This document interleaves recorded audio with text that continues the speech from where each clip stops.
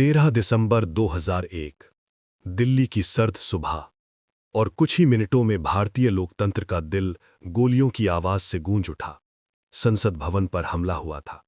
सवाल सिर्फ ये नहीं था कि हमला किसने किया, असली सवाल था अब भारत क्या करेगा। हमले में सुरक्षाकर्मियों ने अपनी जान देकर आतंकियों को रोक दिया, लेकिन संदेश साफ था। ये सीधा सीधा भारत की संप्रभुता को चुनौती थी। देश स्तब्ध था।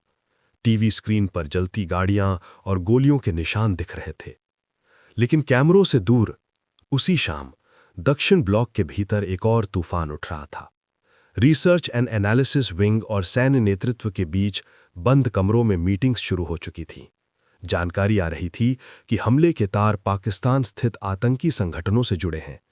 लेकिन क्या सिर्फ कूटनीतिक विरोध काफी था, या जवाब उससे कहीं बड़ा होना चाहिए?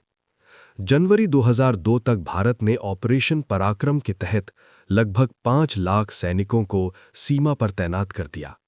टैंकों की आवाजें राजस्थान के रेगिस्तान में गूंजने लगीं। वायुसेना हाई अलर्ट पर थी। नौसेना ने अरब सागर में अपनी मौजूदगी बढ़ा दी। ये सिर्फ सैन्य तैयारी नहीं थी, ये एक संदेश था। लेकिन अंदर ही अंदर रॉ की इंटेलिजेंस रिपोर्ट्स कुछ और संकेत दे रही थीं। अमेरिका और अन्य वैश्विक शक्तियां जो उस समय 9/11 के बाद आतंकवाद के खिलाफ जंग लड़ रही थीं, नहीं चाहती थीं कि दक्षिण एशिया में 2 परमाणु ताकतें आमने सामने आ जाएं।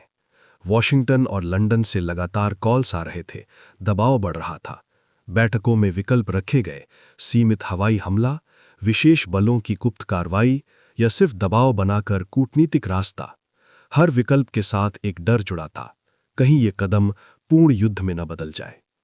सीमा पर सैनिक महीनों तक इंतजार करते रहे। गोलियां नहीं चलीं, लेकिन तनाव चरम पर था। एक छोटी सी चिंगारी पूरे उपमहाद्वीप को जला सकती थी। आखिरकार भारत ने प्रत्यक्ष युद्ध का रास्ता नहीं चुना, लेकिन उस सर्दी की रातों में लिए गए फैसलों ने यह दिखा दिया कि कभी-कभी सबसे बड़ा युद्ध वो होता है जो लड़ा नहीं जाता, लेकिन जिसकी गूंज इतिहास में लंबे समय तक सुनाई देती है।